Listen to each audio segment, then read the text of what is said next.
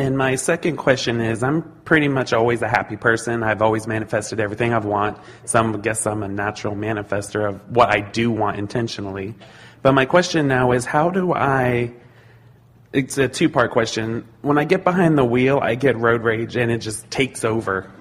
And someone doesn't use a turn signal, it's an instant reaction. How do I feel like I can get out of that? Then your two statements don't stand together because they cannot both be true. Mm-hmm.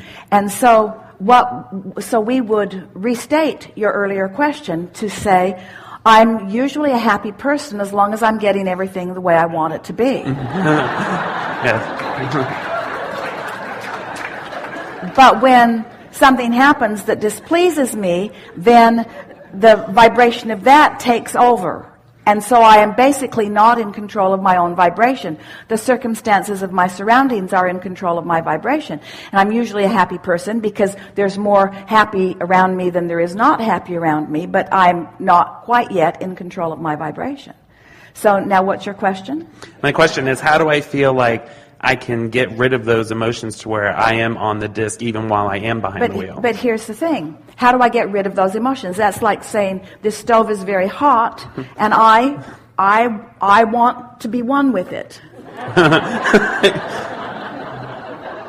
How do I do that? How do I be comfortable with a hot stove? And we say, we would just back away from the stove. We wouldn't ask the stove to change. We just wouldn't lay on it. Mm-hmm. And so it's about what you're giving your attention to. Okay.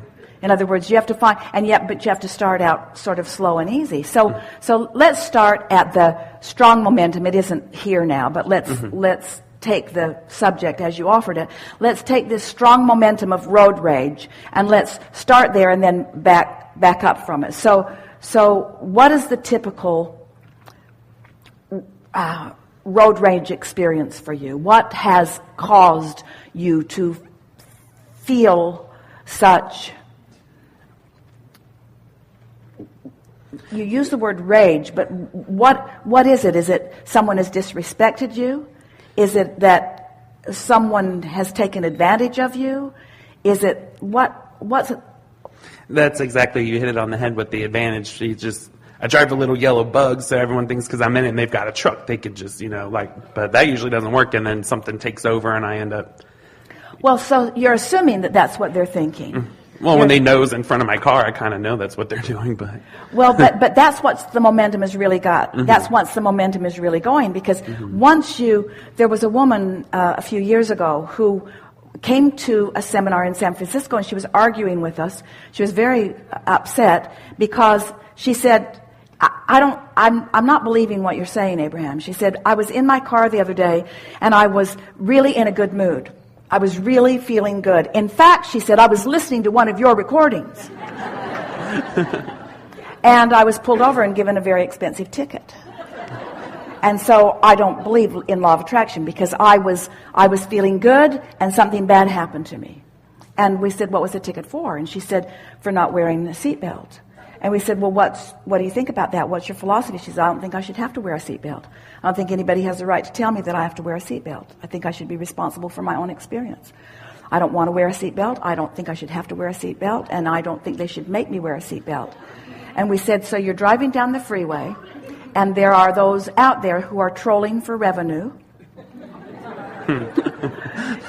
and a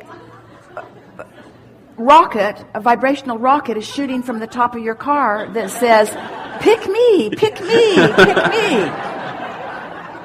In other words, of all the people on that freeway, you were emanating that. But the part that she didn't understand, and it's what you're talking about too, no, I was focused upon something that was making me feel good. And what we wanted her to understand, and you to understand too, is that when you've got this vibrational pattern going, that's what a belief is. In other words, you can be the holder of more than one belief at a time. You can be focused upon something that makes you feel good while you've got this undercurrent of this belief going on. In other words, you believe that people take advantage of you because you're in a little Volkswagen Bug. And you believe that they sometimes mock you or that they're sometimes unkind to you. In other words, and because that belief is so strong within you, then those who match up with that belief behave in that way. You could change that belief. In other words, you could say this is the love bug. You could say that happiness follows me. I'm the color of flowers. And if I happiness and sunshine, happiness follows me wherever I am. I'm just a little beam of light that is moving through life. And those who are in harmony with me will blow kisses to me, and they will, we promise you. And those who are not, I will be invisible to. But your problem is you're not invisible to the ornery ones because you've got that belief going on, and it's not just you resent their what you perceive to be their perspective of you. And every now and again you meet up with somebody who that is their perspective, and law of attraction says, bingo, we got a match here. Ding, ding, ding, ding, ding, ding, ding, ding, ding, ding, ding, ding. And that makes perfect sense. And one last question, because I know others want to have time. Esther really liked driving those big buses because she noticed that everybody got out of her way. When she was signaling to come on the freeway, she would look in the rearview mirror, and everyone would just move over out of the way.